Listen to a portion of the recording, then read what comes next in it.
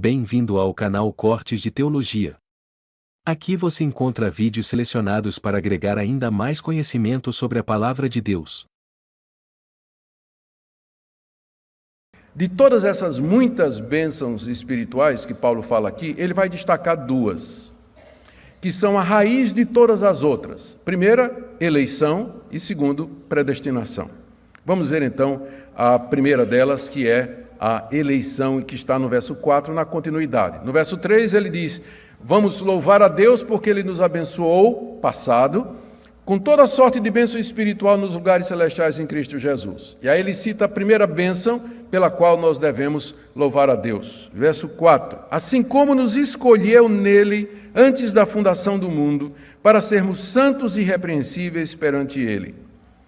Aqui Paulo diz que nós devemos agradecer a Deus porque Deus nos escolheu. Deus nos escolheu. Escolher significa optar entre duas coisas, ou três. Escolher significa mostrar preferência por uma coisa e não por outra. Não tem como a gente fugir da força desse verbo. Ele significa exatamente isso.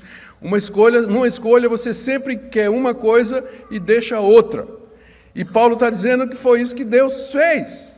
E é por isso que nós devemos agradecer a Ele. Essa escolha, Paulo diz aqui, se refere a Ele e os seus leitores. Veja que ele está dizendo assim: bendito Deus e Pai do nosso Senhor Jesus Cristo, que ele não está dizendo que escolheu o mundo, porque tem gente que acha que Deus escolheu o mundo para a salvação, mas ele está dizendo que nos escolheu. Então é Paulo e os seus leitores, os cristãos, né? Eles foram os escolhidos, Deus nos escolheu. Isso é um motivo de gratidão, diz o apóstolo Paulo. E essa escolha, mais uma vez, ela foi feita em Cristo. Note a palavra seguinte: assim como nos escolheu nele. Com isso dizendo que a base da escolha não são os nossos méritos ou não são nossos merecimentos, mas que Deus nos escolheu com base na obra de Jesus Cristo. E para deixar claro que essa escolha não foi feita com base em nada que eu seja, ou que você seja, ou que seríamos, ou que Deus previu que você seria, Paulo diz que foi feito antes da fundação do mundo. Ou seja, a escolha de Deus foi feita antes dele criar o mundo, antes que você tivesse feito bem ou mal, antes que você resolvesse escolher ou desescolher, antes que você resolvesse seguir por um caminho ou por outro, na eternidade, antes de criar o mundo, Deus já tinha feito uma escolha. Isso aí foi feito, essa expressão está aí para dizer que não foi feita, essa escolha para a salvação, ela não foi feita, primeiro, com base naquilo que nós somos e muito menos naquilo que Deus previu ou anteviu na sua presciência que nós faríamos. Não é baseado em nada nosso, mas é baseado somente na soberana graça de Deus. Quarto, Paulo diz que Deus nos escolheu, só voltando atrás, primeiro essa escolha, ela foi feita, não foi a humanidade toda que foi escolhida, foram nós, Paulo está dizendo. Segundo, que isso foi feito em Cristo, portanto não é por mérito. Terceiro, foi feito antes da fundação do mundo, para deixar claro que não foi com base em qualquer coisa que você tenha feito ou que Deus viu que você faria. E agora, número 4, Deus nos escolheu para sermos santos e irrepreensíveis perante Ele. Deus nos escolheu para isso, para que nós fôssemos um povo santo e um povo irrepreensível diante dEle. Santo no sentido de separado do mundo, separado do pecado e separado da condenação. Irrepreensível quer dizer sem defeito, que ninguém pode achar um defeito ou apontar alguma coisa errada, um detalhe errado na nossa vida. Deus escolheu um povo para ser santo e irrepreensível diante dele. Isso aqui é importante porque, veja, Deus não nos escolheu porque um dia lá na eternidade Ele olhou no túnel do tempo e viu que você seria santo e irrepreensível e Ele disse: eu vou escolher então fulano. Não, não é assim. A ordem é ao contrário. Porque Deus lhe escolheu, é que você é santo e irrepreensível. Porque Deus escolheu para ser santo. Se não tem santidade, não teve escolha. Como é que você sabe que você é escolhido? Você sabe que é escolhido porque quando o propósito da escolha se cumpre na sua vida. Nós somos escolhidos para sermos santos e sem defeito diante de Deus. Não quer dizer perfeito, no sentido absoluto, mas significa que os escolhidos de Deus, eles aqui nesse mundo, reconhecidos da graça de Deus, eles odeiam o pecado, detestam o pecado, eles querem ser como Deus, eles querem agradar esse Deus maravilhoso, e eles estão engajados num esforço constante para viver uma vida reta e santa diante de Deus, que consiste em dizer não para o pecado, abandonar o pecado e dizer sim para as coisas de Deus e viver uma vida santa e reta. Se Deus nos escolheu para sermos santos e irrepreensíveis, significa que Ele fez essa escolha a partir ou olhando para a humanidade caída. Essa é uma questão que os teólogos discutem, não é?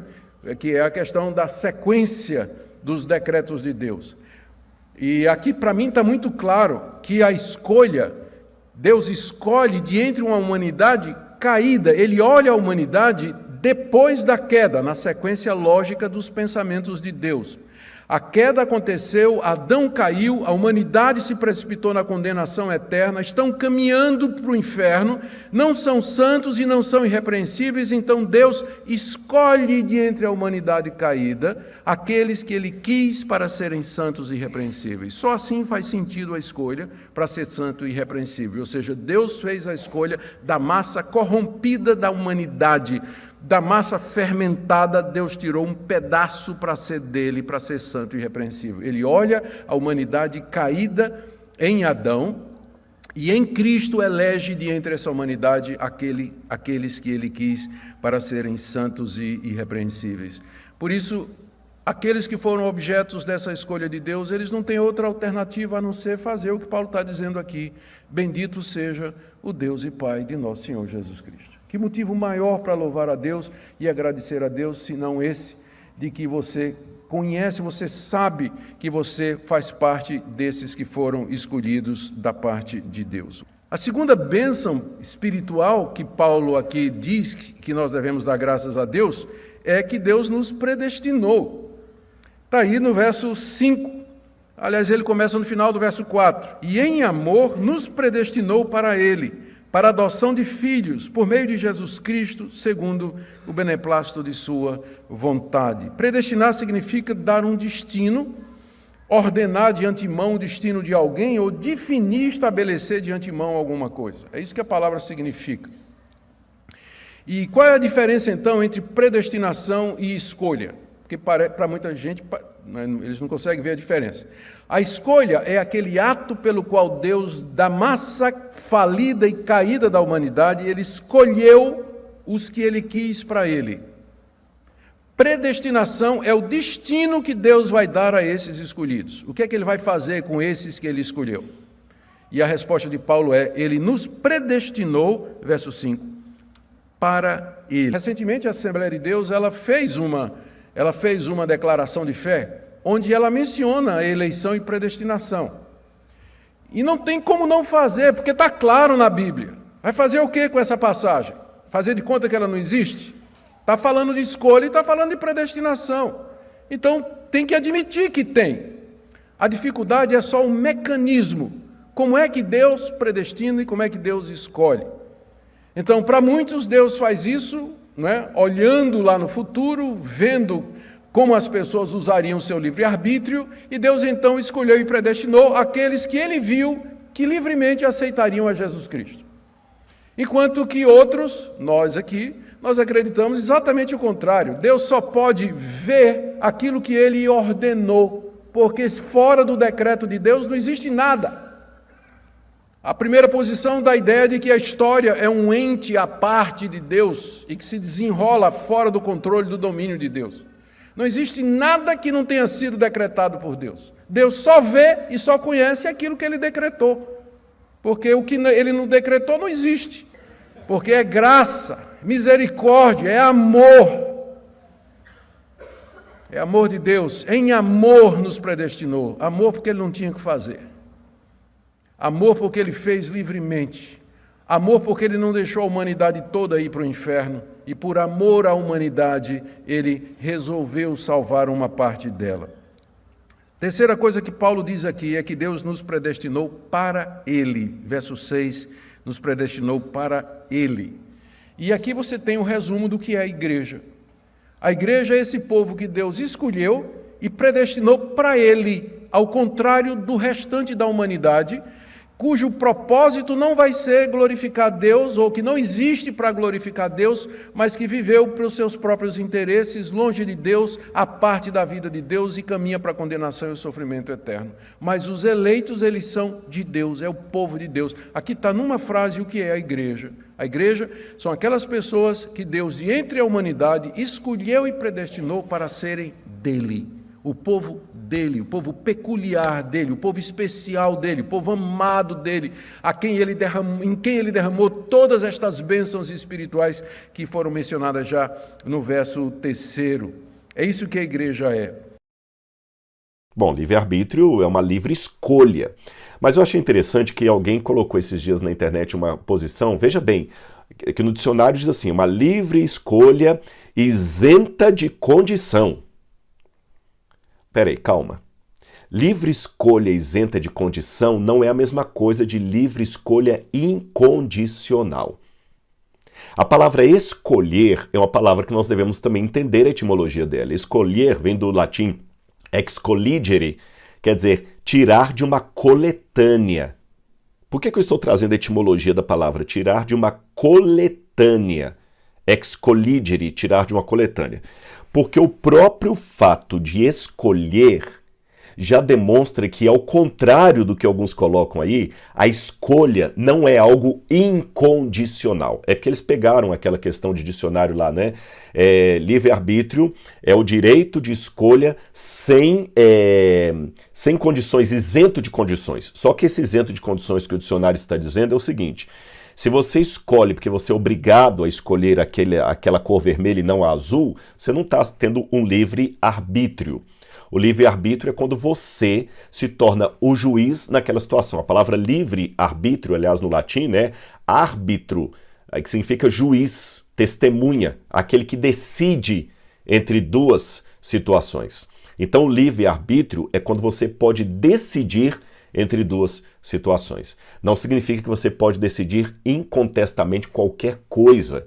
Este não é um ensino bíblico, que você pode escolher incondicionalmente qualquer coisa, muito menos é o sentido que a palavra livre-arbítrio e escolha tem na sua raiz.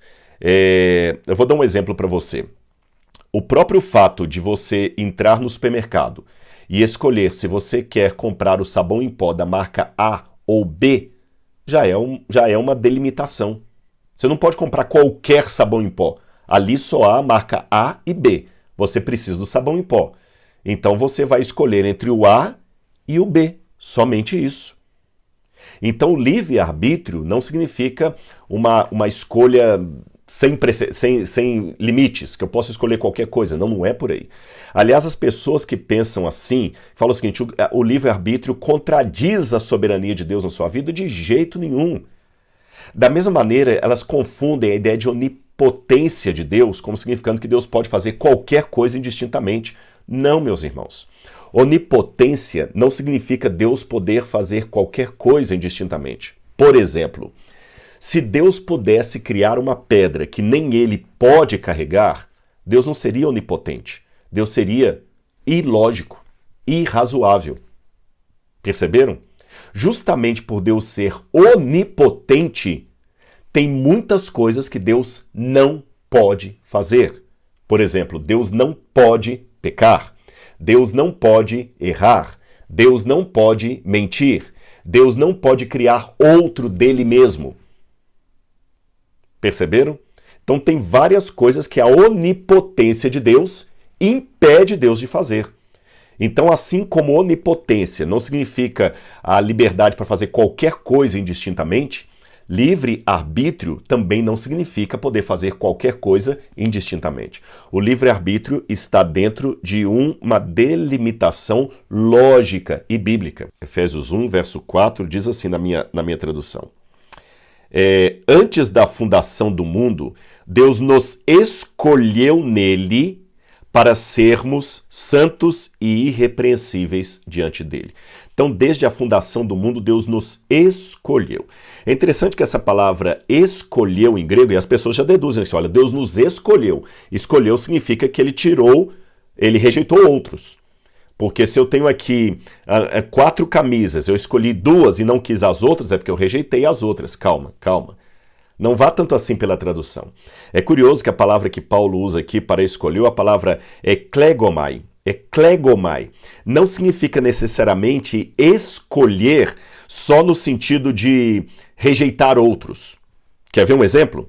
Vamos ler Lucas capítulo 6, versículo 13. E quando amanheceu, chamou a si os seus discípulos e escolheu 12 dentre os quais ele deu o nome de apóstolos. O mesmo verbo escolheu, que é usado por Paulo em Efésios, aparece aqui. Cristo escolheu dentre os discípulos 12. Significa que os outros foram rejeitados? Não. 12 ele escolheu para apóstolos, mas os outros também foram aceitos. Então essa questão de tomar a palavra escolhas como significando o escolhido foi o aceito, o não escolhido foi o rejeitado, não. Deus não rejeitou os demais também eram discípulos de Deus. Então aqui Deus escolheu para uma vocação específica. Quer ver outra prova de que escolheu na Bíblia nem sempre significa eleger entre entre dois ou mais elementos? Vamos abrir em Lucas capítulo 9, verso 35. Quando fala de Jesus e da transfiguração dele, diz que a voz de Deus aparece no céu e diz assim: e dela veio uma voz que dizia: este é o meu filho, o meu eleito, o meu escolhido. Escutem o que ele diz. Veja bem, se a palavra... E o mesmo termo grego que Paulo usa lá em Efésios, Lucas usa nessas duas passagens aqui, viu? É o mesmo termo grego, é o mesmo verbo grego. Ora, se Cristo é o filho escolhido pelo Pai, quem é o filho rejeitado, que estaria em pé de igualdade com Cristo para ser escolhido? Até onde eu saiba, de acordo com João, capítulo 3, verso 16, Cristo é o único Filho de Deus, porque Deus amou o mundo de tal maneira que deu seu único Filho. Olha, se Cristo é o único Filho de Deus, como é que aqui Deus fala que ele é o Filho eleito, escolhido? Então você está vendo que pela Bíblia não basta ficar pegando a palavra eleito e escolhido e falar assim, ó, se Deus escolheu é porque tem outros que ele não escolheu. Se ele não escolheu é porque rejeitou. Você viu que ali no início de Lucas, capítulo 6, eu mostrei que Cristo escolheu dentre os discípulos 12. Isso não significa que os não escolhidos foram rejeitados. Aqui em Lucas 9, na Transfiguração, Cristo é chamado de o filho eleito do Pai, escolhido. Olha, se escolha significa sempre eleição entre dois ou mais, quem foi o filho rejeitado pelo Pai? Sendo que Jesus é o filho único de Deus. Outra passagem. Vamos a João capítulo 6, verso 70. Então Jesus lhes disse: não é fato que eu escolhi, é o mesmo verbo grego que Paulo usa, que Lucas usa, não é fato que eu escolhi vocês os 12. Mas espera aí. Se o eleito, se o escolhido é o que vai ser salvo, como é que eu explico o final? Mais um de vocês é do diabo. Então veja bem, pela primeira parte do verso, Judas foi eleito, mas ele se entregou a Satanás. Se Judas foi eleito, por que ele não foi salvo? Jesus não falou, eu escolhi apenas 11 de vocês, não. Não é fato que eu escolhi, elegi, é o mesmo termo que os defensores da predestinação usam para falar da escolha de Deus. Não é fato que eu escolhi vocês os 12, então ele escolheu os 12, inclusive Judas. Mas se Judas era eleito, como é que ele perdeu a salvação depois traindo a Cristo? Sendo que quem é eleito não perde a salvação segundo a doutrina da predestinação. Então, meus queridos, essas questões para mim mostram que a predestinação, com todo respeito àqueles que a defendem, ela não faz sentido.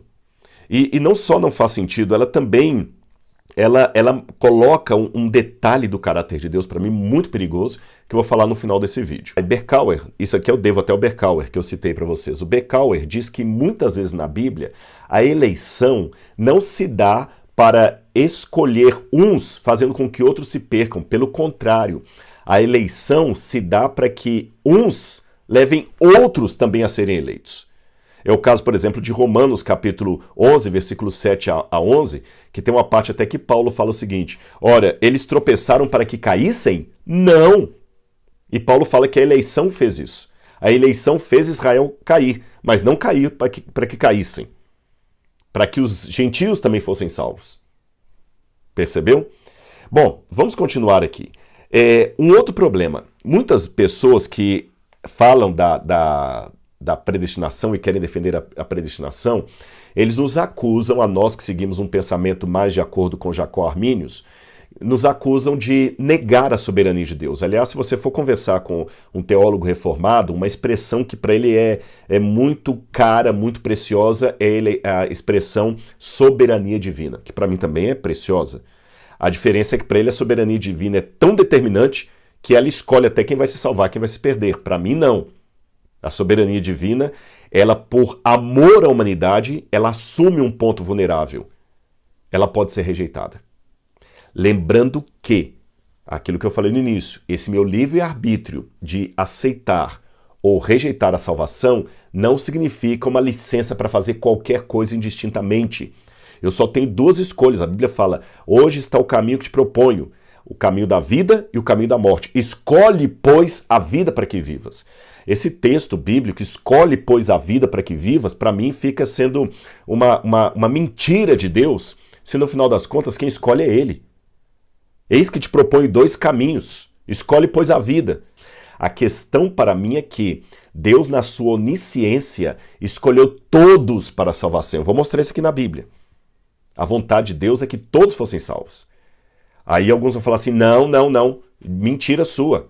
Você tem que pontuar a soberania de Deus. Se um homem se perde, mesmo crendo que Deus o salve, olha o que diz o argumento calvinista. Se um homem se perde, mesmo Deus querendo que ele fosse salvo, a vontade desse homem é soberana sobre a vontade de Deus. Isso é pecado, é heresia. Então, para enfatizar a soberania divina, eles dizem que é Deus que escolhe. Nunca pode ser o indivíduo. Porém, como é que você ficaria com esses textos aqui? Veja bem o que diz 2 Pedro capítulo 3, versículo 9. O Senhor não retarda a sua promessa, ainda que a muitos a julguem demorada. Pelo contrário, Ele é paciente para com vocês, não querendo que ninguém pereça, mas que todos cheguem ao arrependimento. Então agora eu faço uma pergunta para quem enfatiza tanto a soberania divina. A Bíblia fala que a soberania, que o desejo de Deus é que ninguém se perca, mas que todos cheguem ao arrependimento.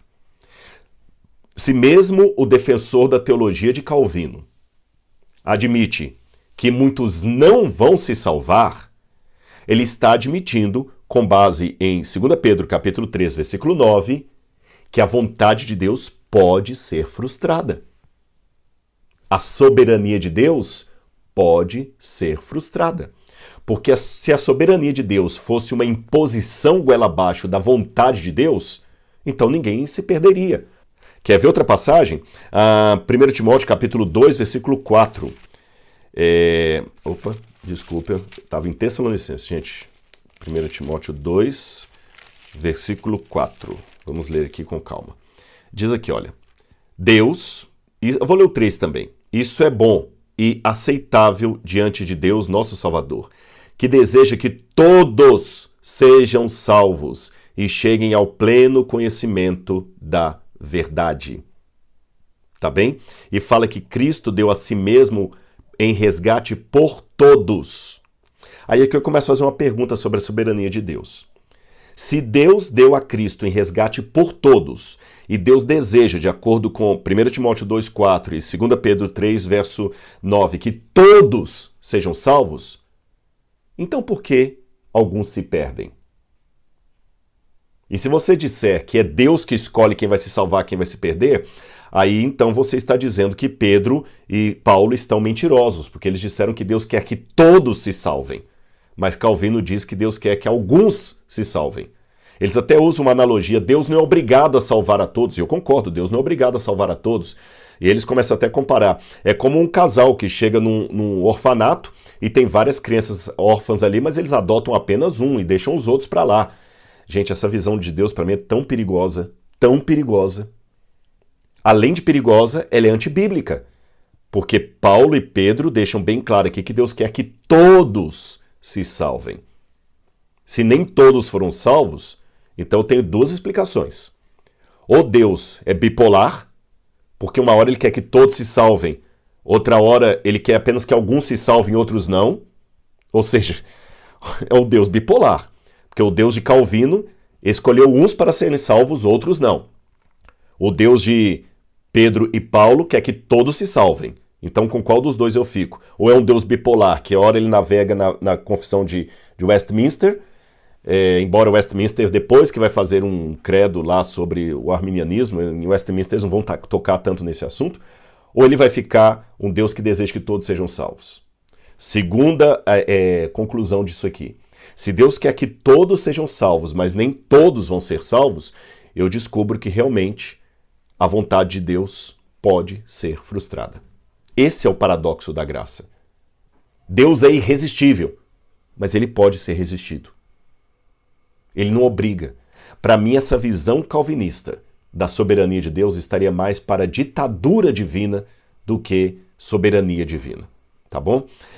Eu vou ler mais uma passagem para vocês. Então, vamos lá, Mateus capítulo 25, versículo 34. Então o rei dirá aos que estiverem à sua direita: venham benditos de meu Pai, venham herdar o reino que está preparado para vocês desde a fundação do mundo. Aí ele fala, né? Porque eu tive fome, vocês deram de comer e tudo. Aí quando eu vou ao verso 41, vou pular para o verso 41. Então o rei dirá também aos que estiverem à sua esquerda: afastem-se de mim, malditos, para o fogo eterno preparado para quem? Para o diabo e seus anjos. Ora, se o fogo eterno fosse preparado também para aqueles que não foram eleitos por Deus, dentre a humanidade, faria mais sentido Jesus dizer: afastem-se de mim, malditos, para o fogo eterno que está preparado para vocês e para o diabo desde a fundação do mundo. Não é isso que é dito. O que é preparado desde a fundação do mundo é o reino, não o lago de fogo. Ou seja, o desejo de Deus é que todos sejam salvos. Romanos 9, verso 18 é um tema que o pessoal pega muito e diz assim: logo, Deus tem misericórdia de quem Ele quer e também endurece a quem Ele quer. Deus tem misericórdia de quem Ele quer e endurece a quem Ele quer. Então é Deus que endurece o coração das pessoas. Bom, vamos com calma entender isso aqui, pessoal. Em primeiro lugar, nós devemos ler isso aqui à luz justamente de Êxodo, quando fala do coração de Faraó. Se você ler Êxodo capítulo 4, 5, 6 e 7, você vai ver que tem 3 disposições ali do endurecimento do coração de Faraó. Em alguns textos é dito claramente que Deus endureceu o coração de Faraó. Outros textos trazem o termo hebraico ali ambíguo, o coração de Faraó duro. Não se endureceu, como algumas Bíblias traduzem em português. O coração de Faraó duro. E um terceiro deixa claro que foi Faraó que endureceu o seu próprio coração. Então vamos entender a dinâmica da Bíblia hebraica. Em primeiro lugar, no hebraico existem muitos textos, e Paulo mesmo escrevendo em grego estava com um pensamento hebraico por detrás. Paulo era um judeu, escrevendo em grego, mas com pensamento judeu. Tanto é que Paulo ressignifica algumas palavras gregas, dando um novo formato hebraico. Então, na mentalidade hebraica, uma das formas mais correntes de você mostrar a não interferência num ato é colocando o sujeito como responsável por aquilo. Por exemplo, se você olhar no original hebraico, quando fala que aquelas babás, aquelas parteiras, melhor dizendo, impediram que os garotos hebreus fossem mortos, no hebraico está assim, que elas fizeram viver os meninos. Fizeram viver. O sentido hebraico dessa expressão idiomática, fizeram viver, significa permitiram que eles vivessem. Mas a forma hebraica de colocar a permissão é de uma forma ativa. Elas fizeram viver os meninos. Perceberam? Às vezes o profeta fala assim: fez-me o Senhor ver. O sentido etimológico é: o Senhor me permitiu ver.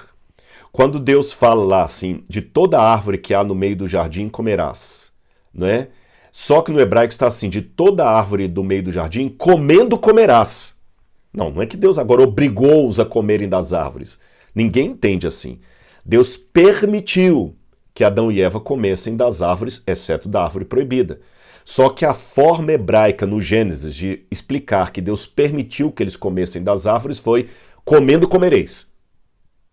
Então veja bem, comendo comereis, fizeram viver, fez-me o Senhor ver. Então muita coisa que Deus apenas permite é colocada de uma forma ativa. Por isso que a Bíblia fala que Deus endureceu o coração de Faraó, quer dizer, Deus permitiu que o coração de Faraó ficasse duro. Tanto é que quando você vai para uma passagem que Salmo 18, 26, por exemplo, Salmo 18, 26, você tem aqui um termo que vai me ajudar a esclarecer isso, quer ver? Para quem é fiel, fiel tu te mostras. Com o íntegro, também és íntegro. Com o puro, puro te mostras. Com o perverso, inflexível. Então aqui esse texto de Deus endurece quem Ele quer, eu não posso ler desassociado de Salmo 18, 25, 26.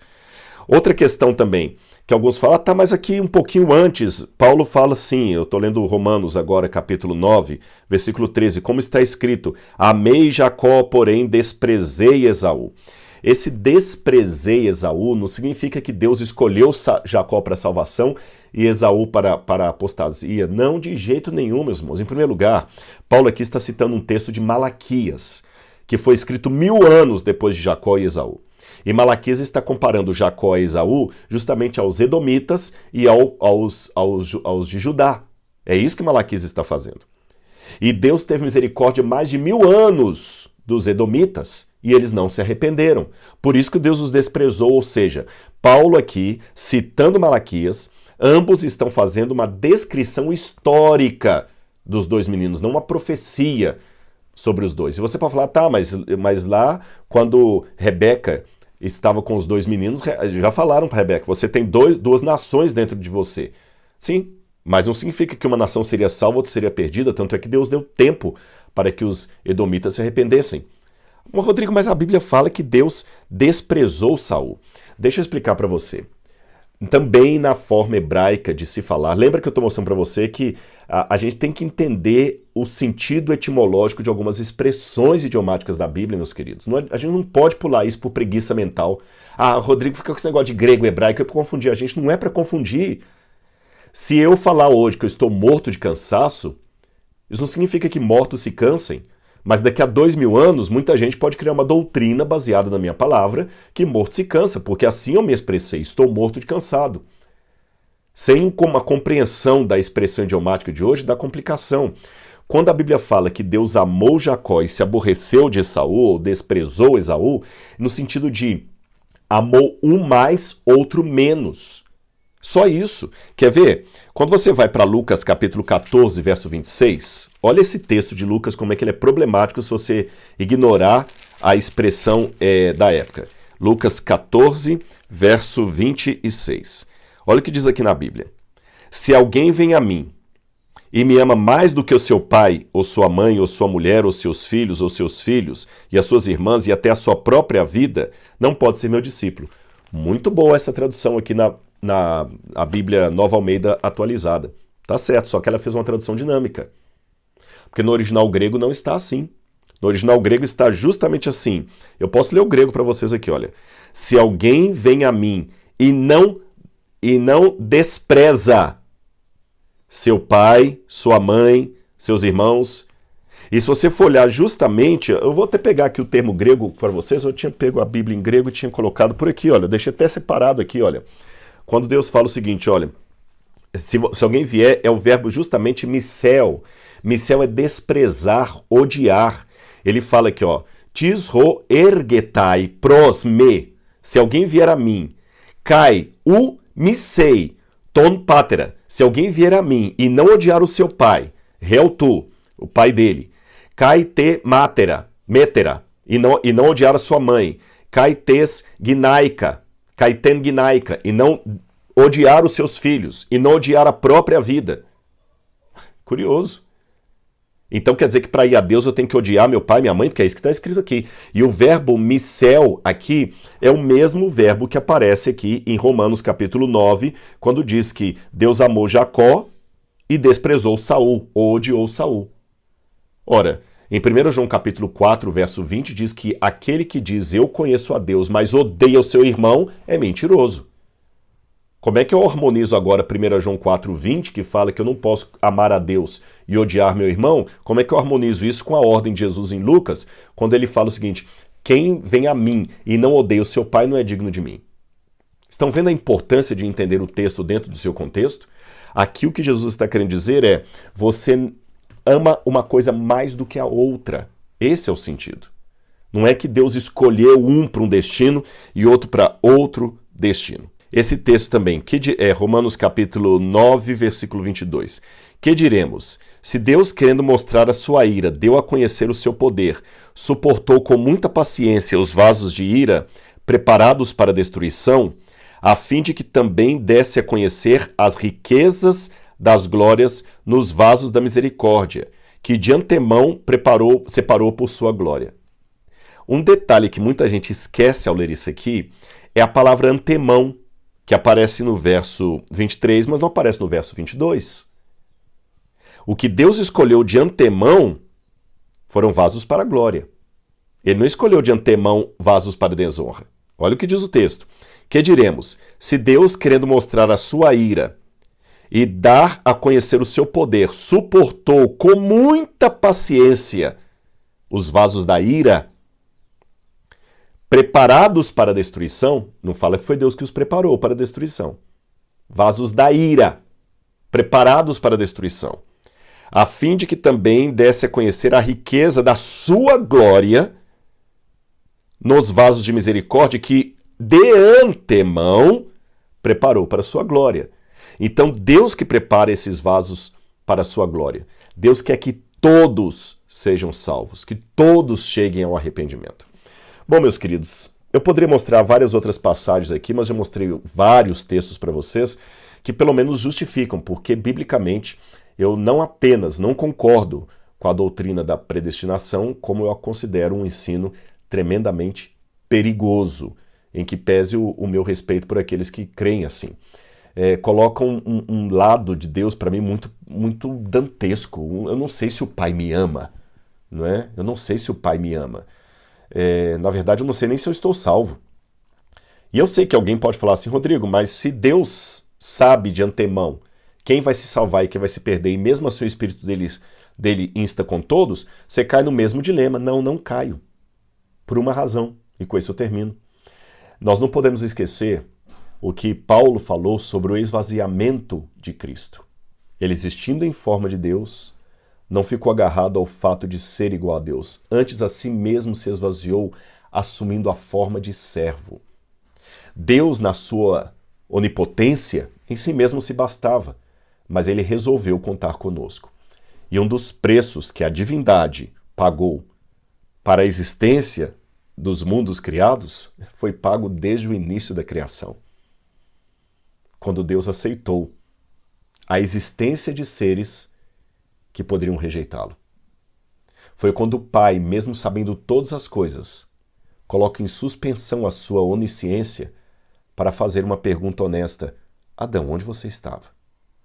Quem te fez pecar? Quem te fez saber que você estava nu?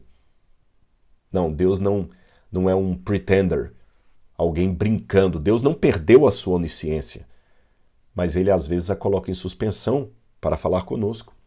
Quando Jesus falou assim, eu não sei o dia da minha vinda, ele não estava mentindo, mas Jesus também não perdeu a onisciência dele, ele apenas a colocou em suspensão. Eu, quando tenho um carro estacionado na garagem, eu não deixei de ser um motorista apenas porque não estou dirigindo o carro. Pelo contrário, a minha soberania me dá o direito de dirigir o carro ou deixá-lo parado. A soberania de Deus lhe dá o direito de usar a sua onisciência ou não usá-la. E quando Deus, por sua soberania, escolhe não usar a sua onisciência, o Espírito de fato insta legitimamente com todos. Deus não é um brincalhão cósmico que está convencendo todos a se salvarem, mas apenas pro forma, porque aquele ali não vai mesmo. Não é por aí. Não é por aí. E como eu falei no início, o Deus de Paulo e de Pedro dizem que quer que todos sejamos salvos. E pelo menos na minha escolha, eu opto por Deus. Ele já sabe a decisão que eu vou escolher, mas ele apenas sabe, ele não determina. E eu não quero frustrar a eleição de Deus para mim e para você. Sabe por quê? Eu termino meu apanhado aqui com uma reflexão não bíblica agora, porém biológica. No fundo, mesmo que eu saia agora da doutrina da eleição, do livre-arbítrio, eu noto que Deus escolheu você e rejeitou outros. Em que sentido, Rodrigo? Você está contradizendo o que você falou? Não. É que quando a relação sexual que me produziu ocorreu, milhões de espermatozoides saíram do meu pai para fecundar o óvulo da minha mãe. Uma fração de nanosegundo seria o suficiente para que outro espermatozoide, e não o que me formou, entrasse primeiro no óvulo. Se a relação sexual tivesse sido 10 minutos antes ou 10 minutos depois, se a ejaculação tivesse acontecido 1 minuto antes ou 1 minuto depois, é muito provável que outro estaria aqui que não eu. Pergunte um biólogo, um médico, uma bióloga, uma médica, eles vão te explicar isso muito melhor do que eu. A chance matemática de você ser você, ela é maior do que ganhar sozinho na Mega Sena, concorrendo com todos os habitantes do planeta Terra. Então você não fecundou o óvulo porque você venceu a corrida, como dizem alguns trainees por aí. Não. Você atingiu o óvulo porque a providência de Deus escolheu você para viver. Percebeu? E assim como essa soberania de Deus não é uma ditadura do seu poder, ele escolheu você, sem te perguntar se você queria existir. Mas ele não salvará você sem te perguntar se você quer ser salvo. Assim como a soberania de Deus não é uma coisa sem limites, o meu livre-arbítrio também não é sem limites. Eu não escolhi se podia existir ou não existir. Foi Deus que escolheu a minha existência. Mas eu posso escolher se quero manter com ele essa existência por toda a eternidade ou não. Como diz a Bíblia, são 2 caminhos que ele coloca, não 3. Eu também não tenho opção de 3 caminhos. O meu livre-arbítrio não me permite ter uma quarta via para a salvação, uma terceira via. O meu livre-arbítrio não me permite ficar neutro. Eis que lhe proponho hoje 2 caminhos, a vida e a morte. Escolhe, pois, a vida para que vivas, tu e a tua casa. Escolha Jesus. Eu fiz essa escolha.